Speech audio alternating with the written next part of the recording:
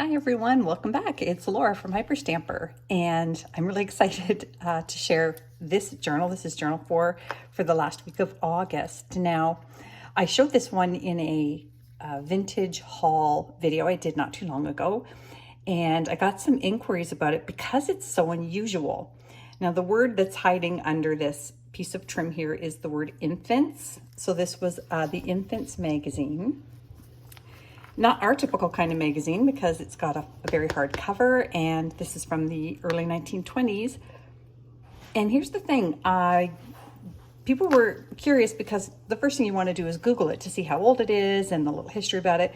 Couldn't find this anywhere, which either means it was very rare or just not a lot of people have owned it and posted it. So I'd like to, I sometimes am horrified if I've accidentally torn apart a rare book. In this case, this book was, let's call it damaged. It's got its usual wear and tear here. The image on the front of these wonderful little children is epic. It's got the lovely little spine here, but the reason the people in the antique store called it damaged was because some child over the years used it as a coloring book. So it wasn't in pristine condition. And as everybody knows, I love it worn and used and loved. So this was a very loved book. So on the front here, I did add a little bit of trim just because of its size. This is 7.5 by 9 3/4. That is a big book. So it took a lot of extra ephemera to fill this little monkey. And I just, on a little bangle here, I made a little mini junk journal.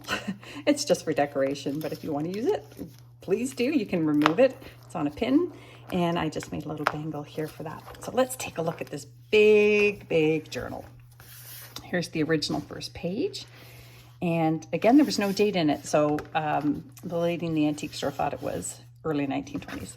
Now, I can cover this if the purchaser would like me to. It says Edith Lola Gordon. That was the owner of this book at some point, and she wrote her name in here. I left it because a lot of people think that's quite endearing, as I do. So just some tea-dyed pages to help fill in some extra journaling space, and everything else is authentic antique vintage ephemera. So we've got a little bit of lace here, and here's one of my last paper doll outfits. This sweet little one. There's actually 2 in here with the matching hat. And I put that in a little vintage glassine envelope for stamp collectors. And I made the pocket here out of an antique book. And there's a vintage sewing pattern instruction sheet. And here's a wonderful bingo card. It's one of the cards that would have been used for big groups. So an organization would have used this. And that is from the very early 1950s or late 1940s, I have been told. Made this pocket out of all kinds of fun scraps and vintage ephemera and antique bits and bites. And this is a lovely page from a woman's magazine. And look at these patterns and fashions. They're just wonderful. So you'll have fun with that for sure. I'll tuck that back in. And there's lots of spaces here to add your own collections. This is just a piece of that vintage upholstered fabric that I acquired, and just an antique page here to cover up what I thought was kind of a boring page of text. And another antique page here, and a little title from a book called The Heart's Desire, and stamped the word delightful here, and a vintage canasta score sheet for journaling on. And then we have this wonderful early 1920s Europe after the Great War. And it is intact. It's in excellent condition. And I've attached it so that I think it's quite safe in here. But if you wanted to remove it, you could very carefully. Just ask me first. Okay, let's see. Here in this pocket that I made out of antique paper, this little bit here is from 1907. This is from the 1930s. Just a lady who is at a little cabin on a vacation. And that came from that lot that you'll see a lot of. No pun intended. And here's a wonderful ledger page from 1920. And this is from the L. Wilson Company. Salada Tea Company of Canada. Oh, isn't that wonderful? Oh, that is really cool. That was our tea for many years. And shorthand page here for those of you who know what shorthand is. I'm dating myself. And a 1938 French almanac page from Paris, France. And on the flip side is July 25th. And again, when you purchase one of my journals, you can ask for a specific date that is meaningful to you, and I'll include it, no extra charge.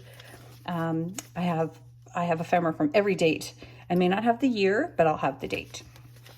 So, a vintage bird book here. And that's the Birds of North America, I believe that one is. And there's more there, full color on glossy, which was great for a vintage book. A little bit of hand stamping here. Look at this wonderful old playing card. It has been well loved.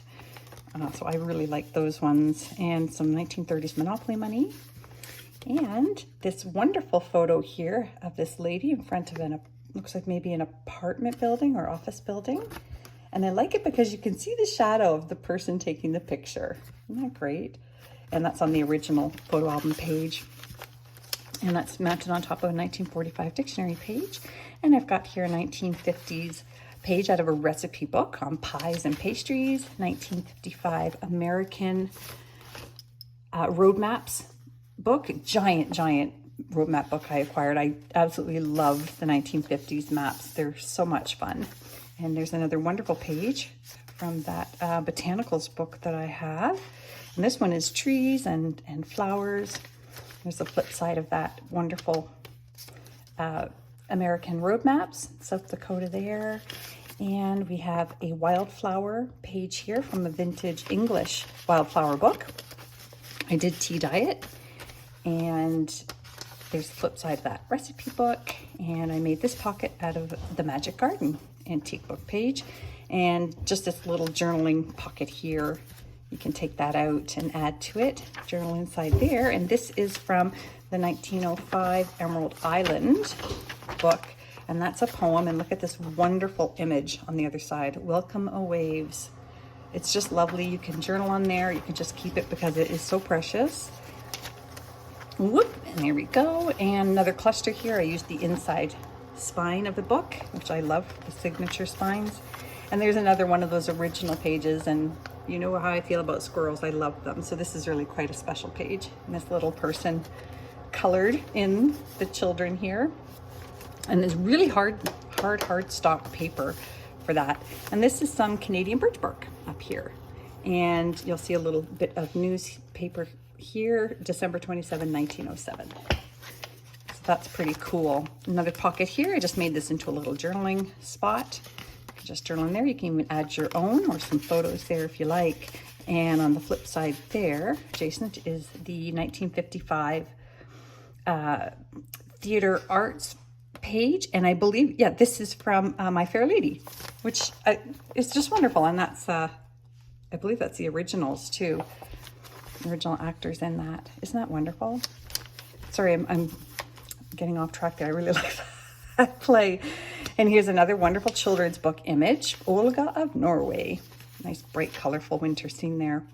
And up here is an attendance roll book from the Beacon Lodge. And this one is from 1943. And it's got all the names of the people that were members of the lodge. Another wonderful children's color page. This is from 1902. This beautiful image here of a lady on the side of her bed. More of that. Oh my God, I love that place so much. More of that theater arts book there. And there's one of those early 1900s or late 1800s watch dials. It's called a watch guard dial. And I can give you more history on that if you want. Just let me know when you purchase. You can send me all kinds of comments after purchase and ask for special things or information.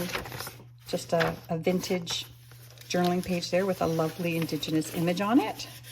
And this is funny. This is an old prescription. And that is for things that a baby would have needed. And that's from the 50s.